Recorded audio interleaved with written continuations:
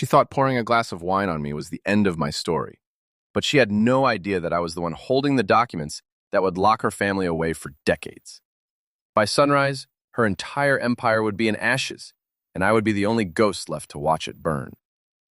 The crystal chandelier in the ballroom of the St. Jude Gala didn't just reflect the light, it seemed to judge everyone beneath it.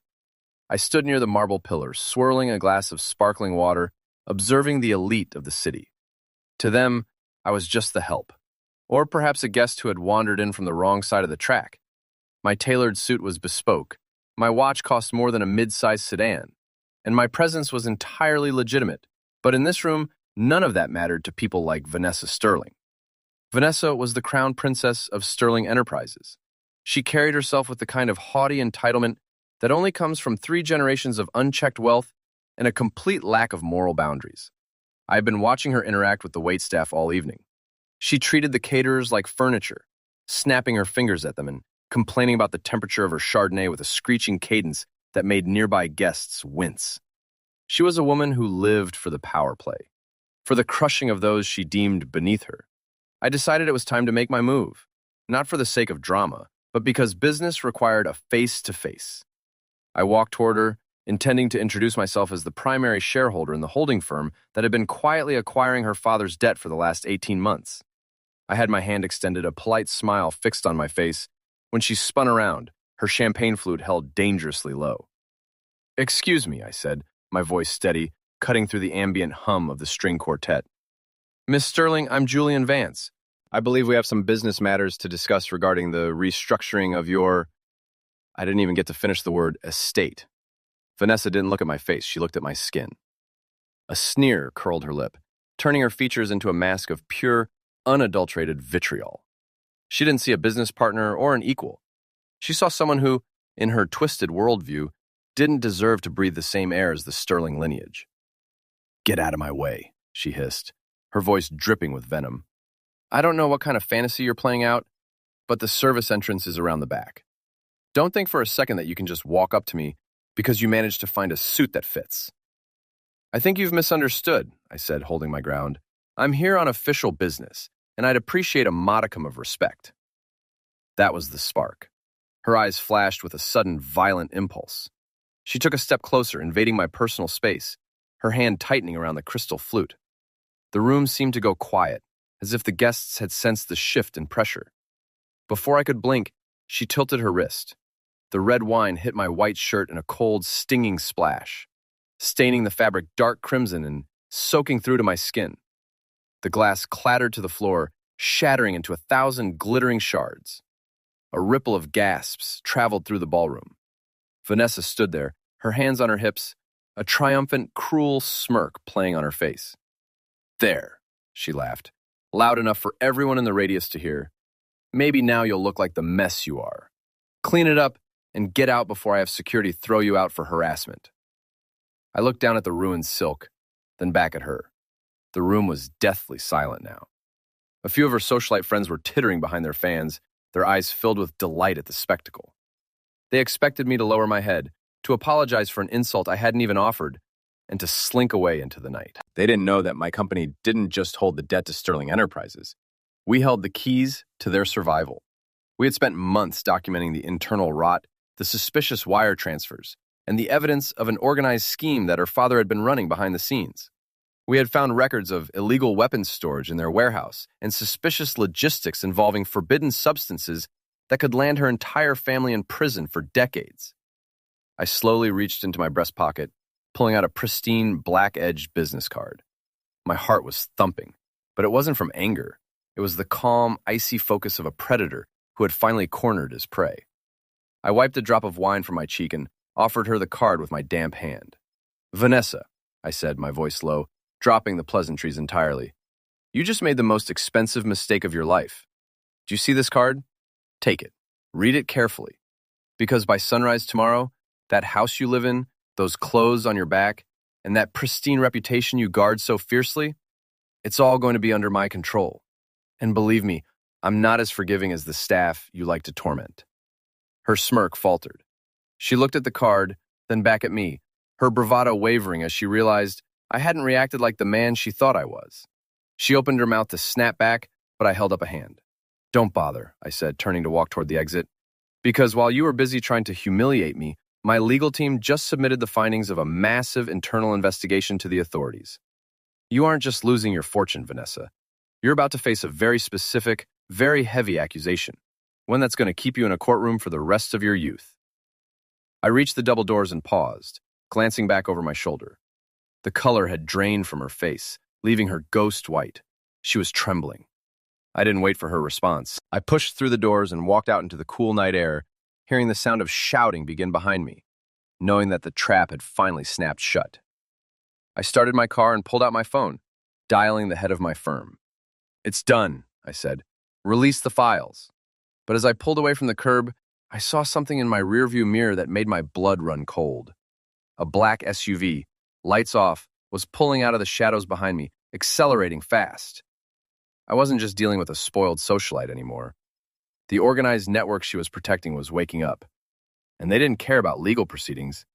They played by a much darker set of rules. And I realized, with a sudden jolt of adrenaline, that I hadn't just ended their empire. I had put a target on my own back. The black SUV closed the distance with terrifying precision. No headlights, no engine rev, just the predatory silence of a professional hit. My grip tightened on the steering wheel, my knuckles turning white as I swerved into the labyrinth of the city's industrial district. I had expected them to come for me, but I didn't think they'd move with this kind of lethal speed. The Sterling family wasn't just a group of entitled heirs. They were the public face of a much larger, more dangerous organized scheme. My mistake was assuming that the legal documents I'd filed would act as a shield. To these people, law was just a suggestion, and the heavy accusations I had leveled against them were viewed not as justice, but as an obstacle to be liquidated. I floored the accelerator, my sports car whining in protest as I threw it around a tight corner, tires screeching against the asphalt. In the rear view, the SUV didn't even brake. It drifted through the turn with machine-like efficiency. They were gaining. I checked my phone. The encrypted channel I used for my security team was silent. Had they been compromised?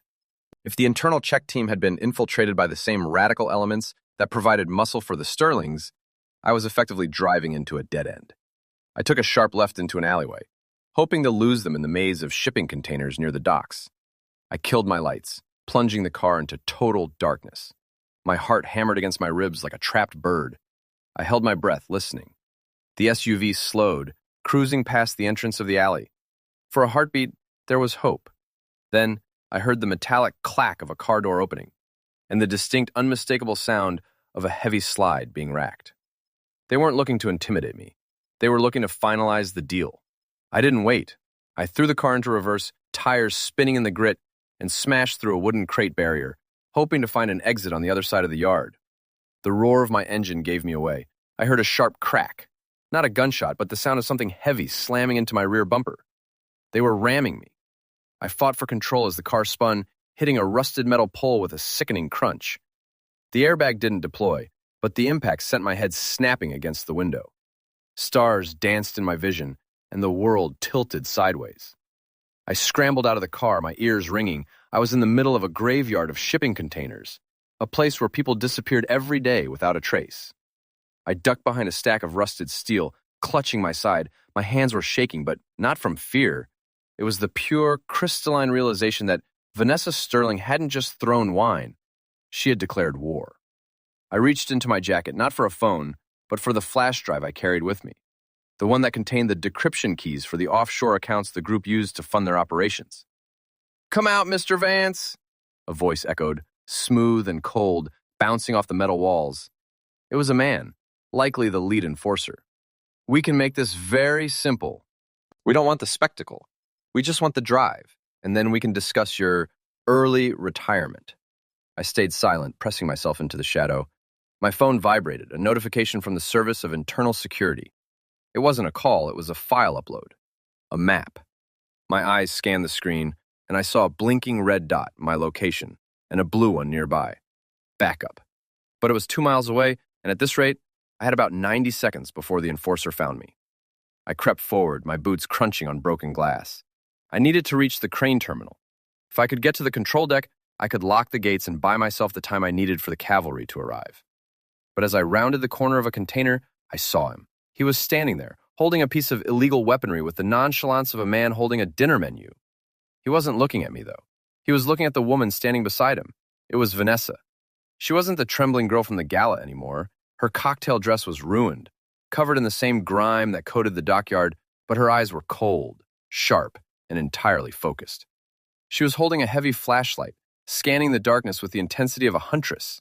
"He's here, somewhere," she whispered, her voice devoid of the pampered lilt I had heard earlier. "He thinks he's the one who holds the cards. He thinks he can expose us. He doesn't understand that he's just a ghost who hasn't realized he's dead yet." The enforcer nodded, raising his weapon. "He's got nowhere to go, Vanessa. The docks are locked down. The organization made sure of that." My blood turned to ice. It wasn't just the Sterlings. The entire network had turned this corner of the city into a kill box. I shifted my weight, trying to find a better vantage point, but my heel caught on a loose cable. The screech of metal against metal echoed through the yard like a scream. Both of them snapped their heads toward my position. "There," Vanessa pointed, her face twisted into a mask of pure hate. I bolted, sprinting toward the shadows of the loading bays. The enforcer opened fire, the muffled thwip-thwip of silenced rounds chewing up the concrete where I had been standing a second before. I dove behind a stack of pallets, my breath coming in ragged gasps. I was cornered. I looked at the flash drive in my hand, then at the sprawling complex of the port. Then I heard it. The sound of a heavy engine pulling up, followed by the screech of tires. Not the enforcer's car, something else. A massive armored truck with no plates pulled up, blocking the exit. Men in dark tactical gear poured out, but they weren't in uniform. They were wearing masks. Vanessa froze, looking at the newcomers with a flicker of confusion. "Who is that? I didn't authorize a cleanup crew." The lead man in the tactical gear didn't respond. He looked at Vanessa, then at the enforcer, and slowly leveled a weapon at them. The enforcer realized the danger a second too late. "Wait," he started, his voice suddenly thick with panic. "We're with the Sterling Group. You're on the wrong side." The man in the mask stepped into the light, his voice distorted by an electronic modulator. "The organization decided that the Sterlings become a liability tonight. Your boss isn't just cutting you loose, Vanessa. He's closing the account permanently." I watched in horror as the tactical team turned their attention not to me, but to the people trying to kill me. The power balance had shifted again, and I realized with a sickening thud that I was trapped in the middle of a full-scale purge. Before I could even process the move, the lead operative turned his mask toward the pallets where I was hiding. "Julian Vance," he boomed. "Come out with the drive, or everyone in this yard is going to be buried under the steel." The air in the dockyard shifted from heavy tension to absolute, suffocating dread. The tactical team wasn't just here to neutralize the Sterling mess. They were here to sanitize the entire location. I was no longer a target. I was an asset that had suddenly become a strategic liability in a war between factions I hadn't fully mapped out. Vanessa stood frozen, her eyes wide as she realized the men she thought were her family's private security were actually the executioners sent by the very syndicate she had spent her life enabling. "You can't do this," Vanessa screamed, her voice cracking as the reality of her vulnerability hit her. "My father pays for this protection. He owns this terminal." The lead operative didn't even acknowledge her. He gestured sharply, and two of his men moved with surgical efficiency, corralling Vanessa and her bodyguard into the center of the clearing. They were stripped of their weapons and forced onto their knees in the grit. It was a humiliating display of power, the kind of scene that signaled the absolute end of the Sterling reign. I remained pressed against the pallets, my pulse drumming in my ears. I still held the flash drive, the digital skeleton key that contained the evidence of every illegal transaction, every bribe, and every shipment of prohibited substances that had built the Sterling wealth. If I stayed, I would be discovered and eliminated along with them. If I ran, I risked being hunted down by a team that clearly operated with military-grade precision. I watched as the operative stepped toward Vanessa. He reached out, grabbing her chin and forcing her to look up at him. "The Sterling era ended the moment you decided to play Socialite in a boardroom where the stakes were life and death," he said, his voice cold and metallic. "Your father is currently being moved to a secure facility under the direct supervision of the Internal Audit Committee. He's already started talking to save his own skin. You aren't just a liability, Vanessa. You're the loose end." Vanessa's defiance crumbled. The woman who had poured wine on me, who had laughed as she tried to belittle my existence, was now shivering, her makeup streaked with tears and dirt. It was a pathetic sight, yet I found no joy in it. This was the dark underbelly of the world I'd spent 2 years investigating, and it was far more brutal than I had imagined. I needed an exit.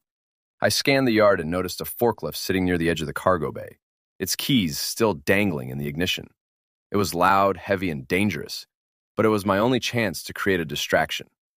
I looked at the flash drive one last time. If I could get it to the drop point, the information would go public automatically in 15 minutes, whether I was alive to see it or not. I took a deep breath, shifted my weight, and bolted. I didn't head for the fence.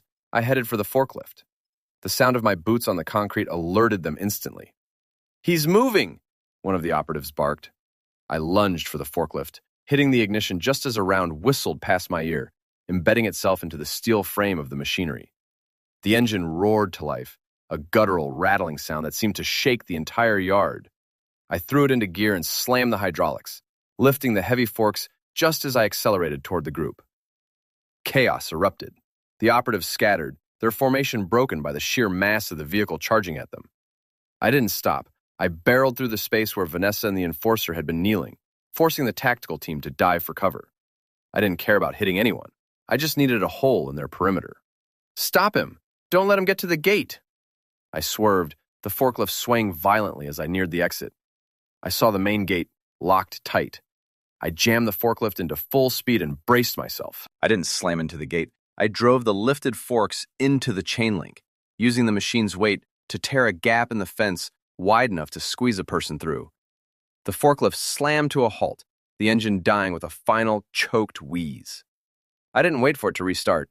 I leaped from the seat, scrambled through the twisted metal of the fence, and hit the ground on the other side, rolling into the darkness of the shipping containers outside the facility. I ran. I didn't look back until I reached the edge of the harbor road, my lungs burning and my suit in tatters. I fumbled for my phone to check the transmission status of the flash drive. My heart sank. Connection error. I was in a dead zone, likely surrounded by signal jammers deployed by the tactical team to keep the data from leaving the perimeter. I needed high ground. I needed a signal. I spotted the lighthouse a few hundred yards up the coast, a relic of the old port that still had a satellite relay at the top. I sprinted toward it, my legs screaming in protest. I reached the base, climbed the rusted ladder, and scrambled onto the observation deck. I held the drive up, desperate for a bar of service, any signal that would allow the files to sync. The screen blinked. 3G, 4G, uploading, 10%, 20%. Below me, the lights of two SUVs flickered to life, sweeping the base of the lighthouse. They had tracked me. "There he is!" a voice shouted from below. I looked down. The tactical team was already at the bottom of the lighthouse, and this time, they weren't wasting words. The lead operative pulled out a heavy object, an incendiary device, and began to plant it at the base of the structure. They weren't going to climb up and fight me. They were going to bring the entire tower down. "Upload speed, 45%, my phone signaled. I heard the hiss of the fuse being lit. "Julian!" a voice called out from the dark, but it wasn't one of the operatives. It was someone I recognized. I peered over the railing and saw a figure standing in the shadows, holding a device of their own, a remote detonator. It was my contact from the internal security office, the one who had sent me the map.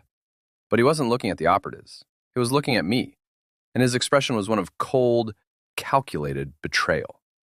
"You were never meant to survive the night, Julian," he whispered, his voice amplified by the sea wind. "The organization isn't just cleaning up the Sterlings. They're cleaning up the entire investigation, and you're the final piece of the puzzle." He thumbed the switch. The ground beneath the lighthouse began to tremble, and a series of dull thuds echoed from the structure's foundation. The tower groaned, swaying dangerously as the support pillars were compromised.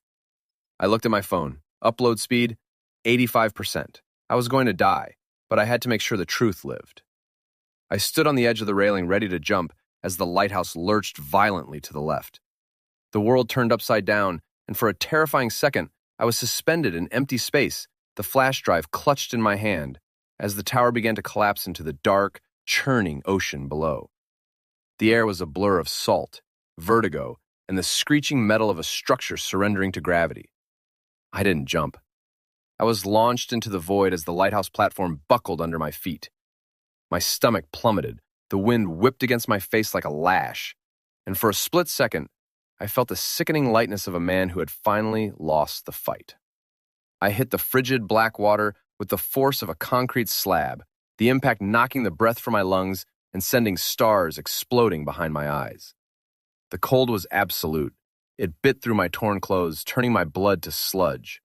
I clawed my way toward the surface, the weight of my soaking suit dragging me down like an anchor. My fingers were numb, but I felt the cold, sharp edge of the flash drive still pressed firmly against my palm.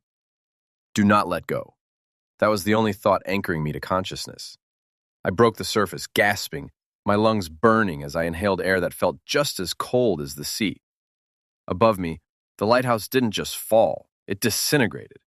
The sound was a roar of splintering stone and iron, splashing into the harbor with a violence that sent a tidal wave of debris toward me. I dove, swimming hard against the current, using the wreckage as cover to hide from the beam of the spotlights now sweeping the water's edge. 85%. The upload had frozen the moment the connection snapped, trapped in the limbo of the network failure. I had to reach the pier, find a hardline, or lose the evidence forever. I hauled myself onto a floating shipping pallet, my movements sluggish and uncoordinated. I crawled over the sodden wood, my eyes scanning the docks. The tactical team was busy securing the collapsed site, but I saw the traitor, my contact from the internal security office, standing near the water, his silhouette backlit by the burning wreckage of my car.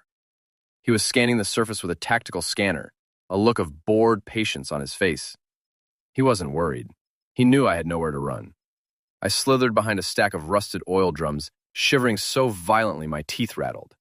I reached into my pocket, ignoring the stinging pain in my ribs, and pulled out my phone. It was flickering, waterlogged, the screen ghosting with static. I tapped it frantically. The file was corrupted. I had to reconstruct the packet to force the sync, but I needed a gateway. I looked up. The harbor control tower. It was the only building left standing on the jetty, and it was currently abandoned. It was a suicide mission, but the truth about the Sterlings, the whole rotten, decaying foundation of the city's elite, was locked in the bites I held in my hand. I crawled through the drainage pipe, the smell of brine and rot filling my nose. I emerged near the base of the control tower and sprinted for the service ladder. My hands were slick with seawater and blood, making every rung a gamble. I climbed until my muscles screamed, reaching the glass-enclosed observation deck just as the alarm bells of the port began to wail. The harbor was now crawling with security. They were closing in. I kicked the door to the control room open and threw myself at the main console. I bypassed the terminal's security with the emergency key I'd been given months ago, the only thing my contact didn't know I possessed. I jammed the flash drive into the port. A progress bar appeared on the screen, crawling forward with agonizing slowness. 10%. 20%. A shadow fell across the doorway. I didn't turn around. I kept my eyes on the screen, my hand hovering over the execute command. "You're a persistent ghost, Julian," the voice said. It was the traitor. He stood in the doorway, his silhouette imposing, his sidearm drawn and leveled directly at my head. "But even ghosts run out of time. Walk away from the console. We can talk about this. We can even discuss how you survived the night." "You sold them out," I said, my voice raspy. "You were supposed to be the internal check. You were supposed to be the law." "The law is a commodity," he replied, stepping into the room. He looked at the console, then back at me, a cruel smile touching his lips. "And right now, the highest bidder is the one you're trying to burn. You think you're a hero? You're just a man with a drive that is currently being remotely wiped by my team in the cloud." My heart sank. He was right. The progress bar stuttered, turned bright red, and started to recede. Access denied. Deletion in progress. "It's over," he said, stepping closer, his finger tightening on the trigger. "Give me the drive and I'll make the end painless."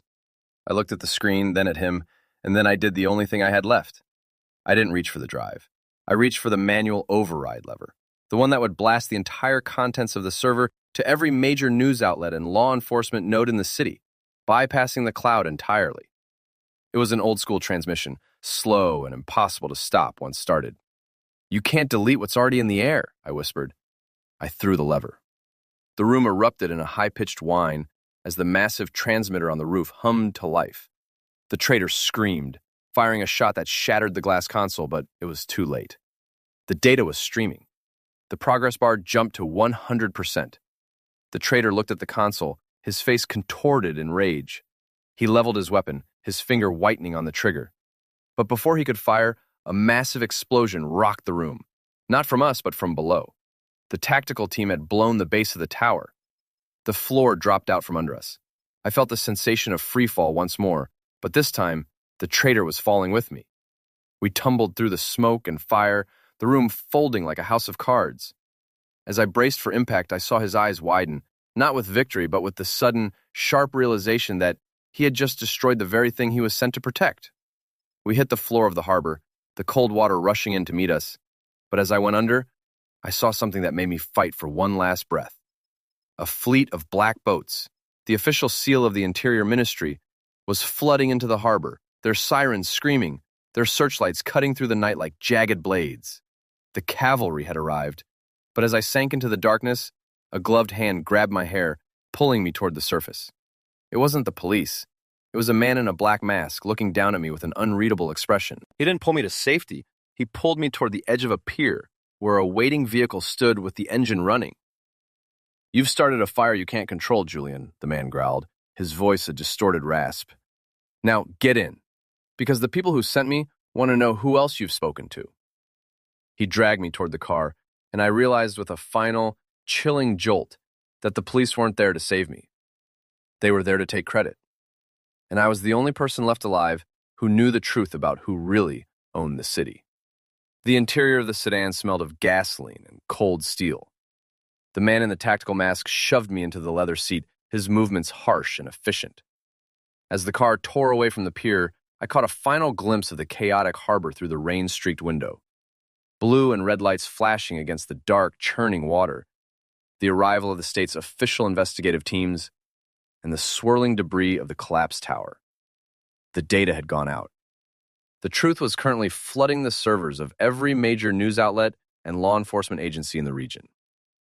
"You think you're a hero," the driver said, his voice clipped and devoid of emotion. He didn't look at me, his eyes locked on the winding road ahead. But by tonight, the narrative will be written by those who survive to tell it. Your files are out there, but you're a ghost now, Julian. You can't go back to the life you had. I leaned my head against the cool glass, my body aching, my mind racing. "I didn't do it for the life I had," I whispered. "I did it because someone had to pull the mask off the people who thought they were gods." The driver turned onto a highway that led away from the city.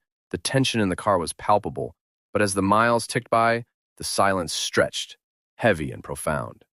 We weren't heading to a prison, and we weren't heading to a hit. After nearly an hour of driving, he veered onto a private, unmarked access road that cut deep into the dense, silent forest. We pulled up to a remote, nondescript hangar. Inside, the light was clinical and bright.